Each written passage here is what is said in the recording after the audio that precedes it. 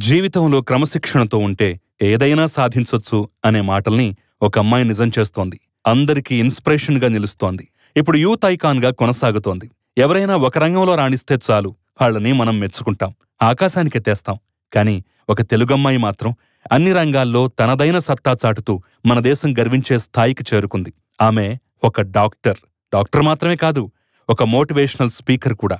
Motivational speaker మాత్రమే కాదు, Miss Earth winner, yoga practitioner, ఒక singer, Bharatanatyam dancer, social activist, philanthropist, youth icon. ఇవన్నీ చెప్పటం బదులు సింపుల్గా ఆల్ రౌండర్ అంటే సరిపోతుందేమో.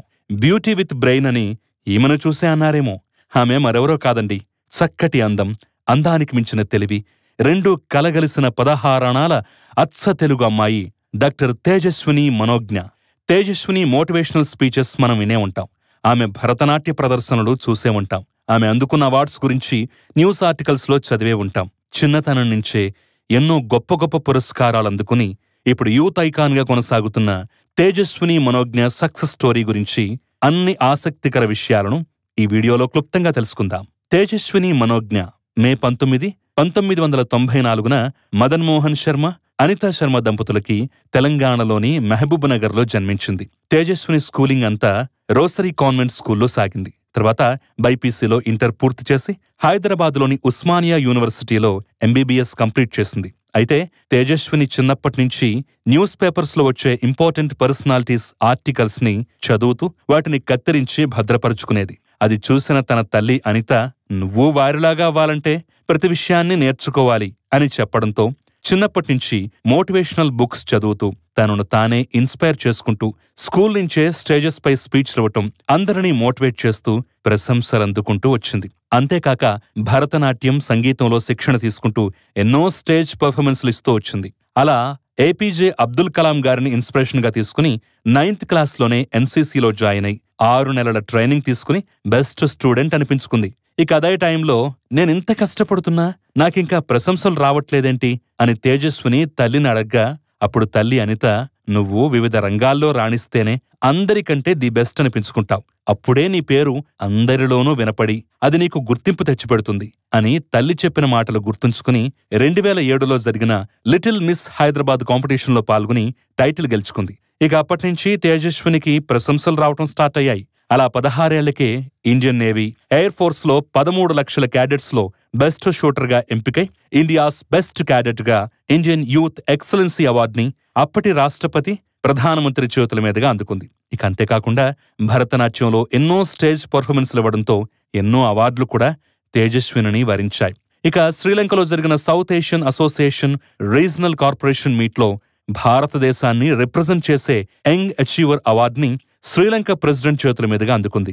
అయితే ఇంటర్ చదువుతున్న టైంలో ఇలాంటి యాక్టివిటీస్లో ఎక్కువగా పాల్గొనడంతో కాలేజీకి ఎక్కువగా వెళ్లకపోవడంతో తేజస్విని కాలేజ్ వారు స్టార్ బ్యాచ్ నుంచి తొలగించారు. ఆ తర్వాత 1 సంవత్సరం పాటు ఇంట్లోనే ఉండి చదువుకుని నీట్లో మంచి ర్యాంక్ కొట్టి ఉస్మానియా యూనివర్సిటీలో మెడికల్ సీట్ సంపాదించింది. అయితే భరతనాట్యం కానీ ఇతర కాంపిటీషన్స్కి వెళ్లేటప్పుడు తేజస్విని తన తల్లి ఆటోలోనూ సిటీ బస్లోనూ తీసుకువెళ్లేది.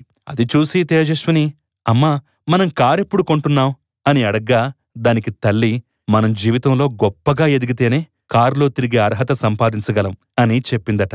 అలా తేజస్విని ఎంబీబీఎస్ ఫస్ట్ ఇయర్లో ట్రెడిషనల్ బ్రెయిన్ అండ్ బ్యూటీ కాంపిటీషన్లో పాల్గొని విన్నర్గా నిలిచినప్పుడు ఆమెకు ఒక నానో కార్ గిఫ్ట్గా ఇచ్చారు.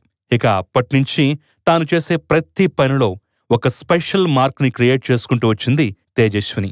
2013-14లో స్టూడెంట్ ఆఫ్ ద ఇయర్గా మహేష్ బాబు చేతుల మీదుగా అవార్డు అందుకుంది. ఇక అదే ఏడాది దుబాయ్లో ఉమెన్ అచీవర్ ట్రోఫీ, అమెరికాలో ప్రివెన్షన్ ఆఫ్ చైల్డ్హుడ్ బ్లైండ్నెస్ అనే ప్రోగ్రాం చేసి ఎంతో పేరు దక్కించుకుంది తేజస్విని. అలా 2017లో మిస్ దివా బ్యూటీ కంటెస్టెంట్గా పాల్గొని మిస్ టాలెంటెడ్ అవార్డ్, 2019లో బ్యూటీ ఫర్ ఎ కాజ్ అనే అవార్డుని గెలుచుకుంది. ఇక అదే ఏడాది 26,000 మందికి కాంపిటీషన్ ఇచ్చి మిస్ ఎర్త్ టైటిల్ని సొంతం చేసుకుంది తేజస్విని.